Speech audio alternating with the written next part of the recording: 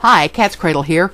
Remember the scene in The Wizard of Oz when Dorothy and her traveling companions finally make it to the Emerald City and they go to see the wizard, and he's this big image projected up in this huge room, and little Toto goes back and pulls back the black curtain, and behind the curtain is this little old man who's operating all this wizardry, and he then says over the loudspeaker, "Pay no attention to the man behind the curtain." Well, in this instance, for this video, the man behind the curtain is Dr. Oz. He's always been suspect to me since he's such good friends with Oprah. Don't send me letters if you love Dr. Oz and Oprah.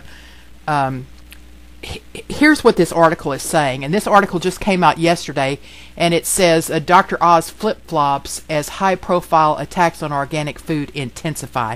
Just 2 months ago, on October 19th, Dr. Oz did a show, and he talked about organic foods, and he said they're worth the investment. And he talked about how terrible pesticides were to your children, and that was the biggest downfall to eating non-organic foods. Well, now he's saying that organic food enthusiasts are part of the 1%, that we're elitist, and that conventional food is nutritionally equal to organic food.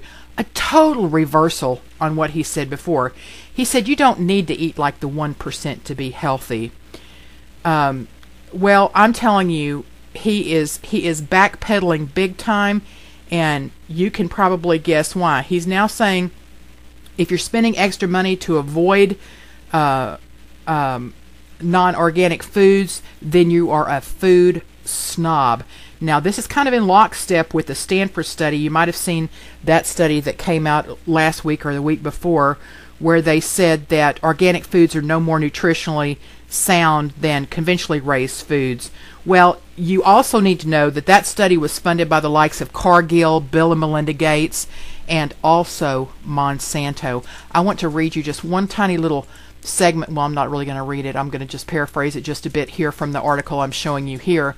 It says, why is Dr. Oz doing this flip-flops? It could be anyone's guess, but he is under tremendous pressure from the biotech industry after airing a segment earlier this fall that supported GMO labeling, and now he's getting pressure from big pharma and federal regulatory agencies because he's trying to, or has in the past, tried to expose industry malpractice.